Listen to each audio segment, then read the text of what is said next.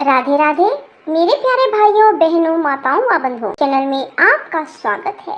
बंधुओं, आज मैं आपको सुना रही हूँ अमावस्या पर सुनी जाने वाली कहानी, जिसे सुनने मात्र से मनुष्य का जीवन सुखी हो जाता है।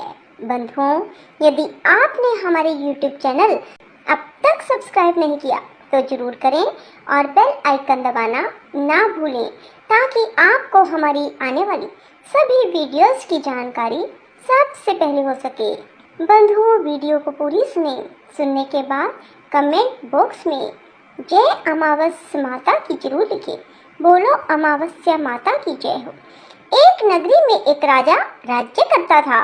उसकी प्रजा एवं परिवार सब आनंद से रहते थे। राजा की रानी धार्मिक एवं प्रजा की प्रेमी थी। राजा के महल के सामने एक साहूकार की हवेली थी। राजा की रानी एवं सेठ की पत्नी में बहुत मित्रता थी।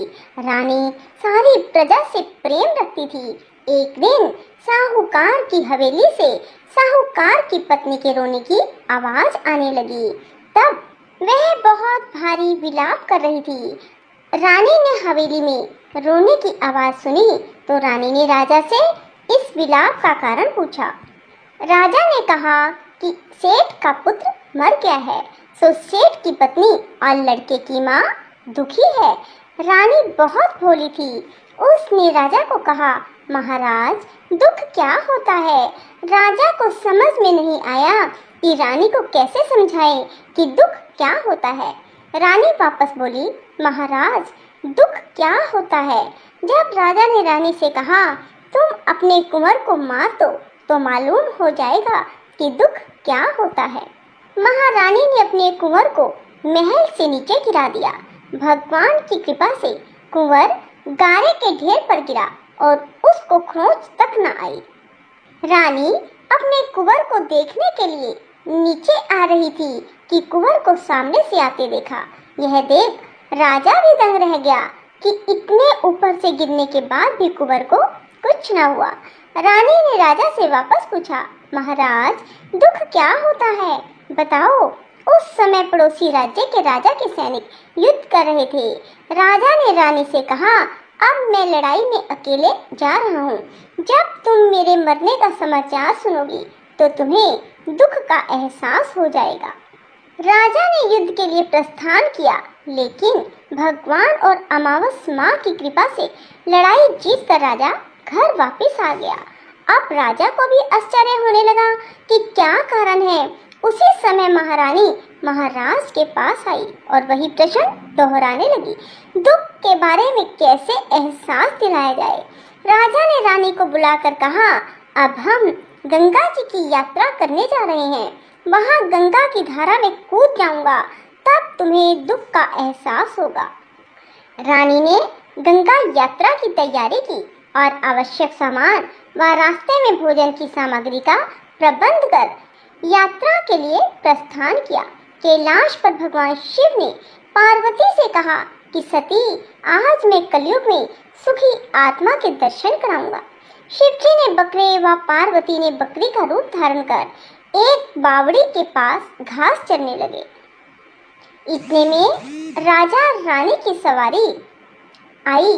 रानी ने सुंदर छाया और बावड़ी को देखा तो राजा ने कहा, हम यहीं थोड़ी देर जलपान व विश्राम करके आगे बढ़ेंगे। राजा रानी ने वहां जलपान किया। उसके बाद राजा पानी लेने के लिए बावड़ी में गया। उस समय बकरी का रूप धारण किया। पार्वती ने बकरे का रूप धारण किया। शिव जी से पूछा, स्वामी, इस रानी को दुख देखना है, मगर इसे दुख क्यों नहीं मिलता? रानी ने बकरी को मनुष्य की भाषा में बोलते देखा। उसे गौर से इसने सुना कि इसने सुख नाम की अमावस्या का व्रत किया था। इस जन्म में रानी बनी और सुख का आनंद ले रही है। सती, यह राजा गंगा में भी नहीं मरेगा। रानी ने उसकी बात सुनी।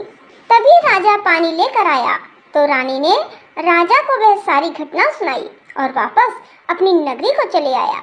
राजा ने अपनी राज्य में प्रजा को सुख अमावस के व्रत करने की आज्ञा दी। राजा हर अमावस को अमावस माँ की पूजा और कथा करने लगा। यह व्रत जिस दिन शुक्रवार की अमावस हो उसी रोज से आरंभ करें। 21 अमावस तक व्रत करें। पहले 5 अमावस गेहूं लाल कपड़ा दान करें, 5 अमावस मूंग, उसके बाद 5 अमावस चना, बाद में 5 अमावस मक्का और अंत में 21वें अमावस को चावल दान करें। दान में जैसा रंग अन्न का हो वैसे ही रंग का कपड़ा भी दान करें और कुछ दक्षिणा दें। व्रत के रोज गाय को हरा चारा दें और ब्राह्मण को भोजन या दक्षिणा दें। जो मनुष्य श्रद्धा पूर्वक इस व्रत को करेगा, अमावस माता और भगवान शिव की कृपा से दुख से उन्हें मुक्ति की प्राप्ति होगी। बंधुओं, यदि आपको हमारी वीडियो पसंद आए तो इसे लाइक करें और शेयर भी जरूर करें। धन्यवाद।